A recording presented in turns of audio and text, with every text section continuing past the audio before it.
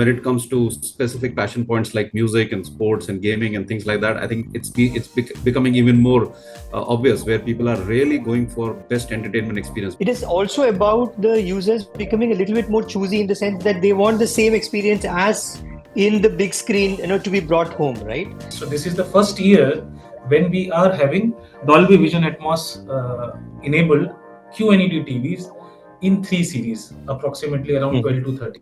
The movie was Life of Pi, and it was like, you're completely blown away because you hadn't experienced as in audio as a character in a movie, moving around the theater.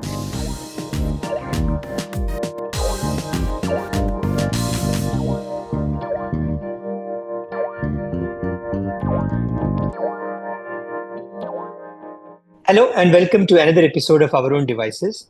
This time we are doing a little bit of a different format because we're going to talk to two different companies who have come together to collaborate. And one of this is a company you might be familiar with because the speaker has been on our show before, and that is Ashim Mathur, my good friend from Dolby. Ashim, welcome to the show. Hi.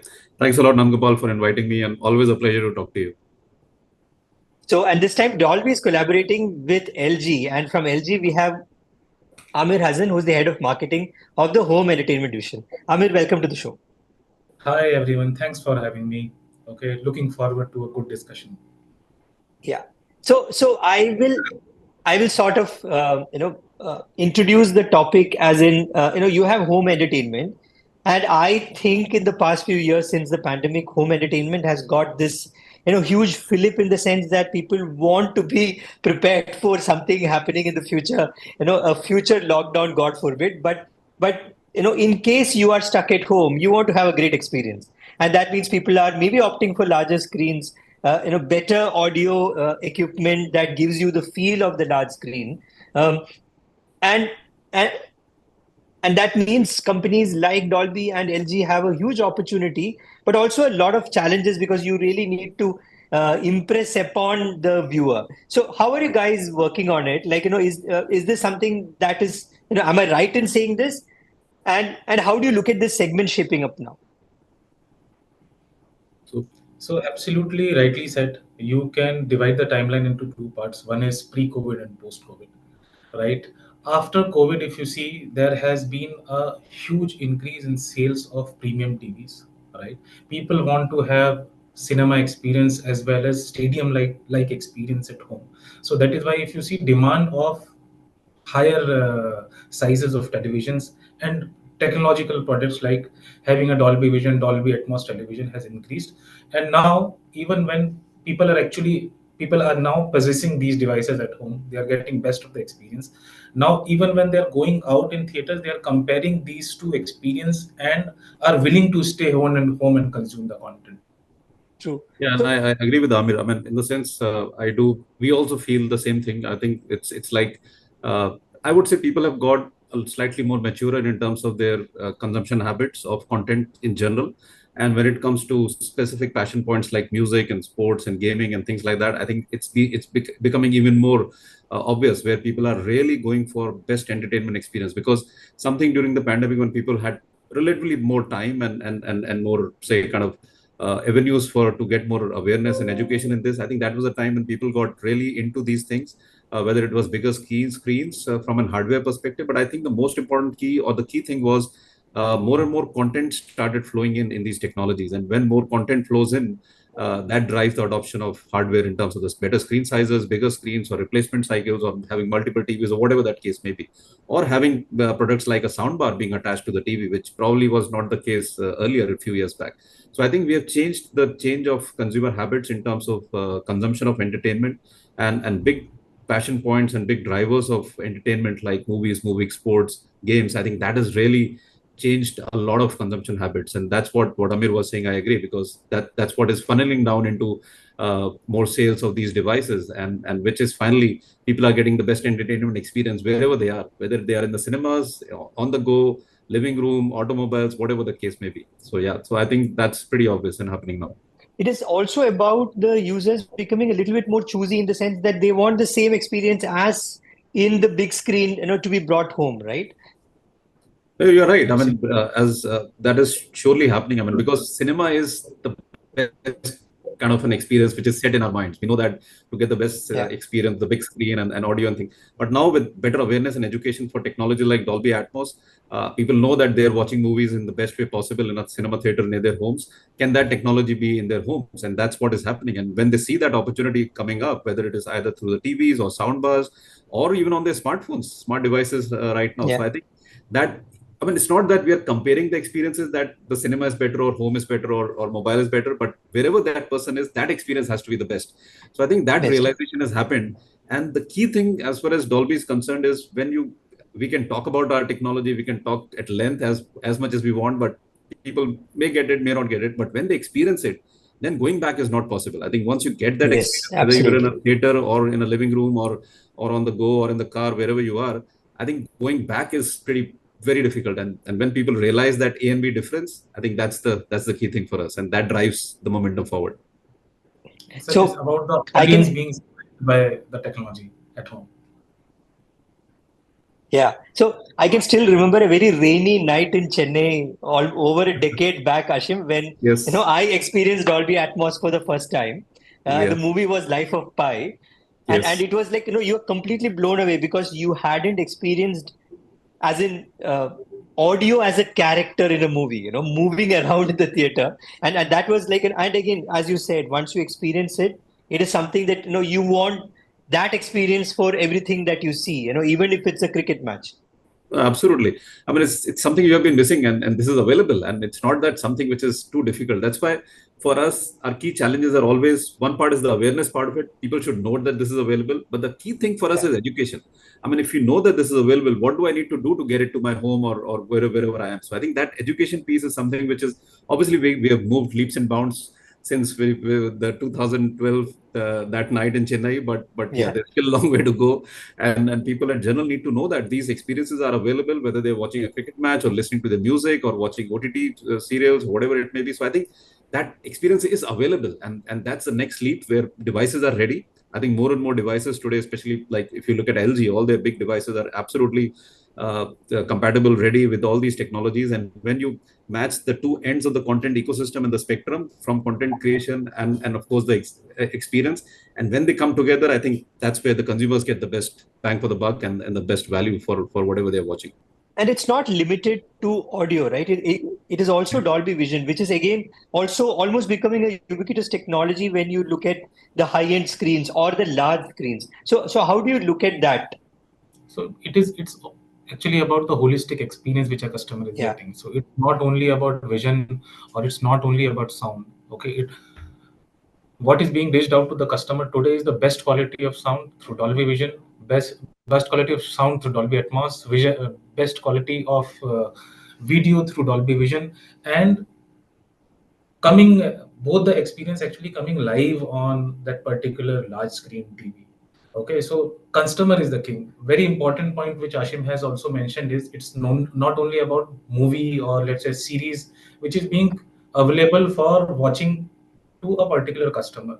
Now, if you see sports, okay, where mostly now people are doing cord cutting as far as watching of content at home is concerned. So OTT has the capability of providing even sports in, let's say, Dolby Vision and Dolby Atmos. It can be IPL, World Cup. It is also tennis. Wimbledon was there. Okay, Yeah. so now it's basically the habit of the customer. He has to have the best available feed for him to enjoy that particular content. One very important thing which I would like to bring to your notice is if you look at LG TVs, right? They have the capability of reading out the content and switching automatically to Dolby Vision Atmos.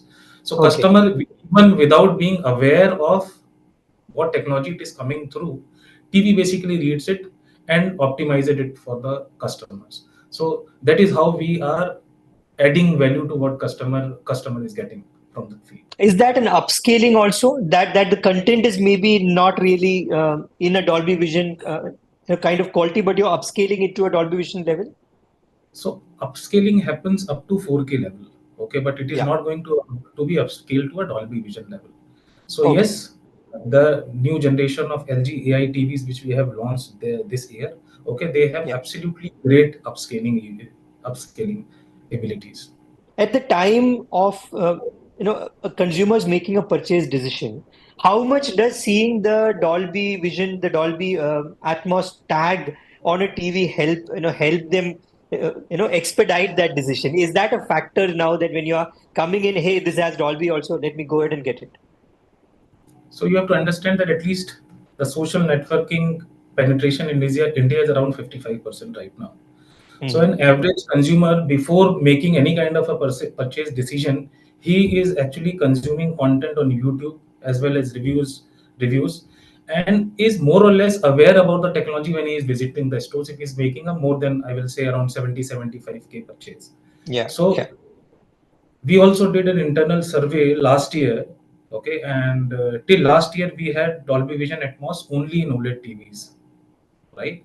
Yeah. So it was a ask which came from the market that we should also be there in QNED TVs. So this is the first year when we are having Dolby Vision Atmos enabled QNED TVs in 3 series, approximately around Hmm. 12 to 30 models. So Okay. yes, customer are aware, and they are also asking about it at retail. Ashim, at Dolby's level, if you look at Atmos, it initially came in a theater kind of an environment. And then you brought it to everything from headphones to smartphones and televisions and soundbars and all of that. So how has the technology evolved? As Aamir was saying, it's also coming. How do you amp up the experience while watching the Olympics or the Wimbledon? So how do you work on that? Because the requirement of this technology has changed from something that was sort of pre-burned to ensure that great impact when the tire when you are using it as a character, but that was in a way scripted, right? But when you are looking at live TV, you have to think very differently. How do you react to that? How has the technology evolved? Yeah, I think if you just kind of simplify this whole thing and see this from the lens Yeah. of the content creator, I think the Hmm. content creator, whether it is he or she is creating a music piece or a film or whatever it may be, I mean they have to tell their stories in the best way possible. Now, Yeah. Dolby Atmos, Dolby Visions are ultimately the tools which help them to tell their stories better. And if I'm a musician or a singer, I mean, I would like to connect to my audiences better. So I think in an emotional way, these are the tools where we can really bridge the gap between the fan and the creator, or the artist or the creator and the people who are watching the content. So I think at a very simplifiable level, I think that's the way to look at it. But when you look at technology from real usage, of course, there are different techniques which are used in the cinema mixes, and then of course the living room mixes, and so on and so forth. So there is definitely the difference in technology. But if you look at Dolby Atmos, I think the core principle remains the same, whether it is for the cinema or the home.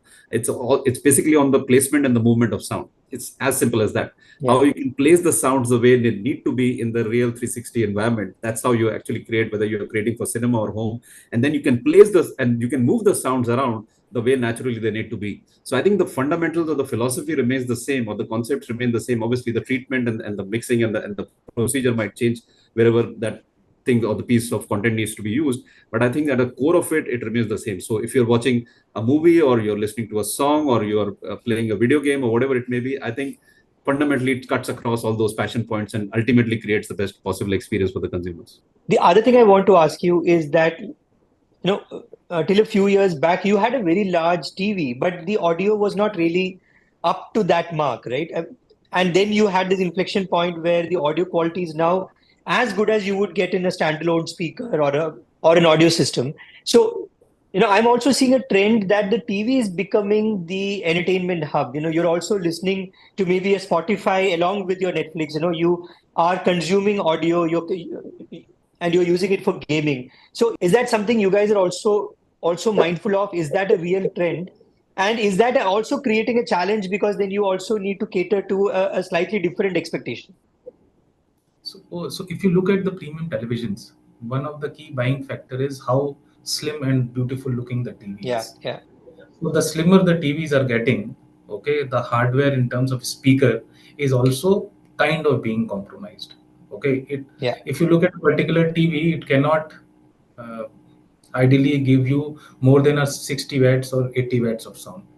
So the quality of sound has hugely improved. But in India, there is also a preference of the loudness of sound.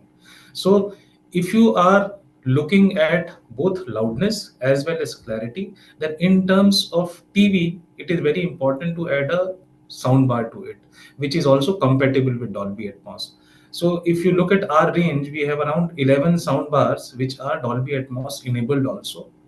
We Yeah. have specific soundbars designed for OLED TVs, specific soundbar designed for QNET TV. These are perfect matching soundbars. So they also algorithmically create a different channel along with the TV. So those Yeah. are best experienced on a LG TV. So I will say TV has the capability to give very, very good quality sound up to a certain loudness. If you have to further increase the loudness, we'll have to add the soundbar to it. Yeah.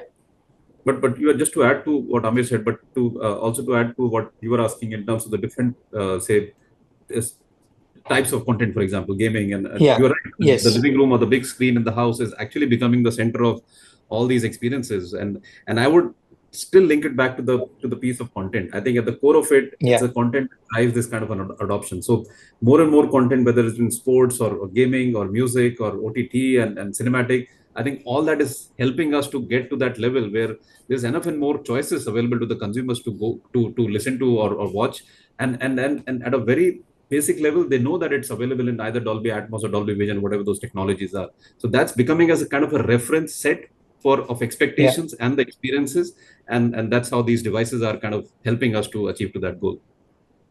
And also So how I the TV is sort of becoming the hub for all this, all this content, right? That the access that the True. TV is now providing to a high-end game, to a audio streaming device, to a Exactly. Netflix, right? The panels are so powerful, especially like for example the Yeah. LG OLEDs, and there's such powerful panels which can really scale up and down depending on what you're watching and what you're Yes. consuming. Yeah. Amir, you were saying something. So I was just saying that I think as far as the availability of content, Dolby has done a fabulous job in this. Yeah. So I will just compare it to a 3D technology. Okay, in early 2010-11, okay, we also used to make very, very good 3D TVs. Yeah. The issue was that even if you have the device, right, there was not enough content being made in 3D. So Yes. slowly the technology died down. So in terms of Dolby Vision Atmos, if you see most of the content which is coming on Netflix or Amazon of the world are basically Dolby enabled. So now I think future wise it is looking really, really rosy for both of us as well as the customer. So it's a good segue to our last question. Uh, how do you see the future shaping up, especially in the home entertainment segment? So there are premium and there are mass products. Okay, I will say even step up products will have Dolby Vision, Dolby Atmos in it, right? And it is finally about creating value to the end customer, right? Initially, the technology was only available for, let's say, over 1 lakh devices. Now it has come down to even a 50K or a 60K. Yeah. Let's see if the demand increases. Okay, maybe it will come down as well in future. Yeah. Yeah, so I think just to add, I think you're right. I mean, there is a kind of democratization of technology which is happening at different price points. And also the point which Amir made earlier, I think the addition of the soundbar to the televisions. So I think that's another key thing which is driving a lot of attach rates at source or post sales of TV. So I think that's also happening. Moving to bigger screen sizes, as well as what we are also seeing, these technologies, when they percolate down to the smaller screen sizes, even there is a Yeah. demand for that, and there is a cycle in different cities and towns to even go for that. So I think again I would say link it back to content. It's the content which drives all the adoption at the end of the day, and that's what is happening. It has taken time because, as you know, these cycles take years to kind of build up. But now I think if you look at India, for example, all the big streaming services, of course global, are all covered, but if you look at locally, and India being multilingual country, so you need to cover the whole holistically. If you look at Yeah. South, Sun Next. If you look at Hoichoi, there's so many regional services. There's Sony Live, there's Z, there's Hotstar. There's so many different services which are streaming in good content, good number of hours of content day in and day out. So I think that is what is giving the consumer the confidence that even if they have to buy this kind of a TV with these technologies, they will have enough and more in the pipe to kind of drive the consumption and the experiences on a consistent basis. So I think the momentum is strong, and thanks to partners like LG, they are taking it to the consumers in a really really amazing way, and that's helping us to keep the momentum going. So it's good to hear that in the end, the content is still the king. I mean, I genuinely believe that. So, so on that note, Aamir and Ashim, thanks for being on the show. Again, wonderful insight into how home entertainment is shaping up. Thanks so much, Nandagopal. Thank you. Thanks a lot. So you were listening to Our Own Devices. We'll be back again next week with another guest and a lot more knowledge. Till then, we are available everywhere you listen to your pods.